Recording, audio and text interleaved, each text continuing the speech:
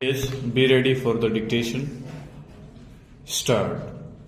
The directions of the court under Article 142 of the Constitution while molding the relief that relax the application of law or exempt the case in hand from the rigor of the law in view of the peculiar facts and circumstances do not comprise the ratio decidendi and therefore lose its basic premise of making it a binding precedent. This court on the qui vive has expanded the horizons of Article 142 of the Constitution by keeping it outside the purview of Article 141 of the Constitution and by declaring it a direction of the court that changes its complexion with the peculiarity in the facts and circumstances of the case.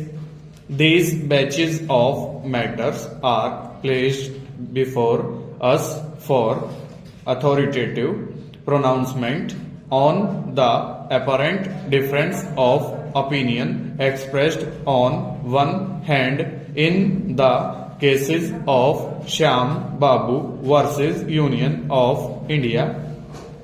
We are of the view that the remaining special leave petitions should be placed before a bench of 3 judges. The registry is accordingly directed to place the file of the remaining special leave petitions before the Honorable the Chief Justice of India for taking instructions for the constitution of a bench of 3 judges to adjudicate upon the present controversy. The issue in this matter pertains to the recovery of excess money from the pensionary benefit of the respondent white washer on account of a wrong fixation of pay by the petitioner number 4, the executive engineer. The High Court relies on a full bench decision and directed not to recover the excess amount from the respondent. We have heard Shri L. N. Rao, Learned Additional Solicitor General and the Learned Counsel for the respondents. In Shyam Babu Verma's case supra, this court, while observing that the petitioners therein were not entitled to the higher pay scales, had come to the conclusion that since the amount has already been paid to the petitioner for no fault of theirs, the said amount shall not be recovered from by the Respondent Union of India. A specific issue was raised and canvassed.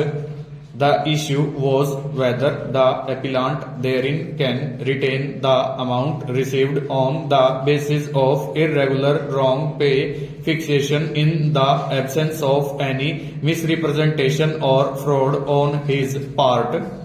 While holding so, this court observed at paragraphs 14 and 16 as under: we are concerned with the excess payment of public money which is often described as taxpayers' money which belongs neither to the officers who have effected overpayment nor to the recipients. Full stop. Over.